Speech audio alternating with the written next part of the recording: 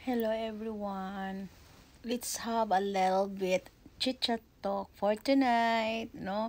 Trending kasi ngayon, parang nasad lang talaga ako kina Eileen Adarna at Derek Ramsey if this is true, no? Na parang naghiwalay sila dahil sa uh, there's a rumors na si Derek Ramsey daw ay nagloko at talagang alam niyo naman talaga, pag if you are a strong woman, talagang gwapa ko, sino ka, ha?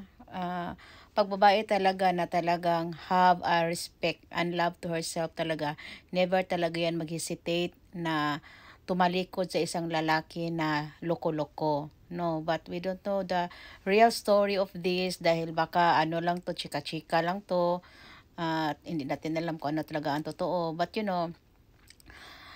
ang relasyon kasi everyone sa totoo lang naman talaga unpredictable. Hindi mo talaga yan ma-predict na. Kaya nga sabi ng iba, wala daw forever. May forever dahil katulad sa mga lolo't lola natin, mga tiya, tiyo natin na hanggang till death do us part yung love story nila, mayroon namang forever.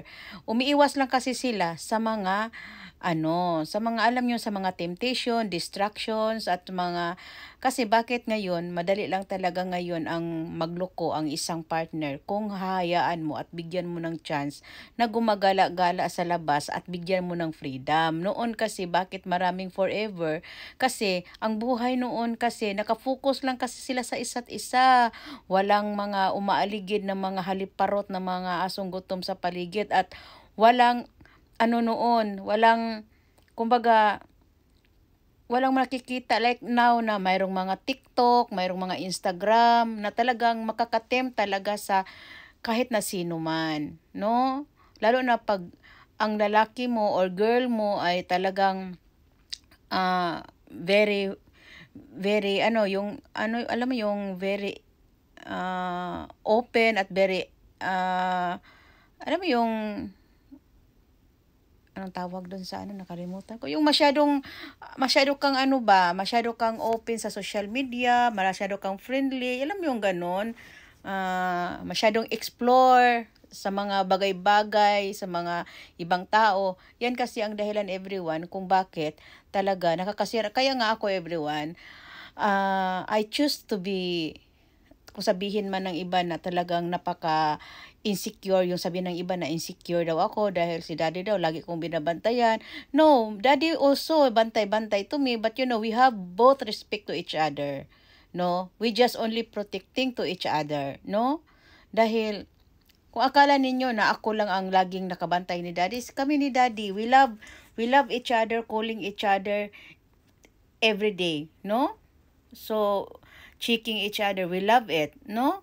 Because we love each other. And also, talagang, yun nga talaga, yung rules talaga na umiwas sa mga, kumbaga, kung hindi naman talaga maiwasan natin din sila si Eileen Adarna at saka si Dirk Ramsey kasi artista naman talaga, marami yung kumbaga, mga activities na mga ginagawa sa labas, kumbaga expose talaga sila sa labas.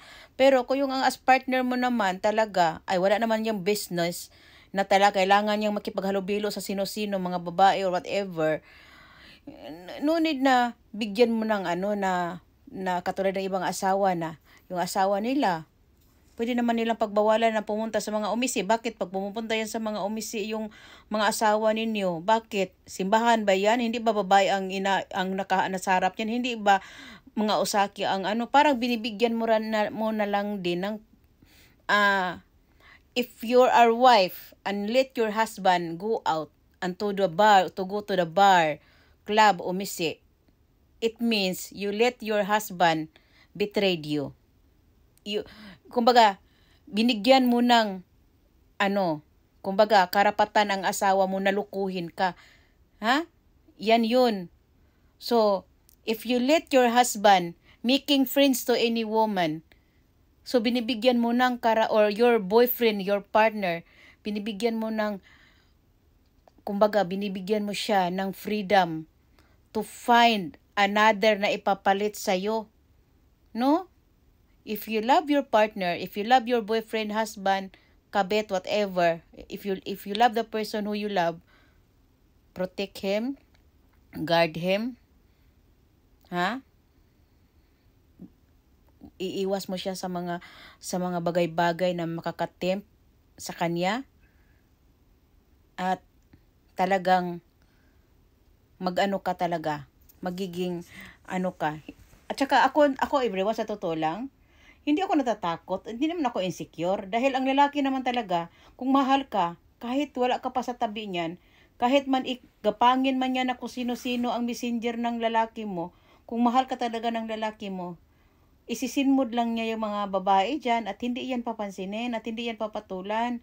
Pero kung ang lalaki mo ay kulang sa pagmamahal sa'yo, ay talaga, kahit walang magmi-message yan, kahit walang lumalandi yan ka ng kusa. Oy, at saka, kung babae ka na may respeto sa sarili mo at pagmamahal sa sarili mo, don't let yourself nagaguhin lang sa isang lalaking walang kwenta. Move on, day. Gwapa ta. Ano lang, dili na usa ang lalaki, ilisan dayon. Oh, tama na si Eileen. Oh, magloko si Derek. Oh, ilisi, oy, biyaan. Oh, ana. So, buang kayo ang babae nga maganto sa isang lalaking hanggaw, maganto sa isang lalaki na na ginagago ka lang. Ha? Sira ulo ang babae na musugot lang, mupapayag na uwian ka ng umaga, alisan ka ng umaga. It means there is no love on that. Walang pagmamahal niyan. No? Sa totoo lang. Parang ginagago mo lang ang sarili mo, pinapahirapan mo lang ang sarili mo. Because once a man not love you, they abuse you. By physical, emotional, mental. So, sino ang lugi? Ikaw. So, as long na ang lalaki mo ay wala ng respeto sa'yo, protect yourself before ka masiraan ng bait. At before masira ang ulo mo. Because life is too long to stay on that kind of relationship. To keep a man, a stupid man like that. No? Managingon, gwapa ta. No? Dili maghinayang sa lalaking hanggaw. Mauna, ipaibalog yan yung mga lalaki nga, hoy, ay kung hanggaw idong. Ha? Kay, sayonara goodbye yung ganako dong, ilisan yung ganako dong. Ora mismo, no? Anak gyud, no? Pangita nitong babae, kanang makalabaw pa nako o kanang masigit pa sa akong pag-atiman o pagmahal sa imuha. O kung makita ka, edi good luck. O congratulations, no? Don't let yourself na basta-bastahin i-down ka lang sa lalaki, day, dahil susday, kung gwapa ta, dapat ato nang anuhan atong pagkababae. Gwapa ko dong, gwapa ko. Ana. So, ana lang. Mawita lagi kong sinasabi everyone, tayo mga babae, alagaan natin ang ating kalusugan, ating beauty, ating health, at dapat din marunong tayo sa gawaing bahay, magluto, mag-bake, maglinis, manahi, mag-alaga sa sarili, personal hygiene, dahil kailangan natin yan, no? Para kung ang lalaki natin ay magloko pa, ay hindi mo na kasalanan niya na yan. Oh, so, ganyan lang, matulog na ta, and this is good night. To all my beloved sweethearts, kung gusto nyo mag-try ng eyeshadow product, i-message nyo ako para healthy and beautiful tayo. I have a lot of product na mai-recommend ko sa inyong lahat, no? So, and then, it's not only for mommy, hindi lang sa atin. Mayroon tayong pang kids, mayroon din tayong pang daddy. So, talagang maraming product ang eyeshadow at talagang marami akong ma-recommend sa inyo. To all Philippine customer, we have Shopee and Lazada. So, i-search nyo yung eyeshadow product doon. So, good night. No? Pero nasad lang talaga ako kay na Elena Darna at Derek Ramsey kung totoo man yan. No? Because we see their love story. No? Talagang ganun. Talaga ang buhay. So, ganyan lang talaga.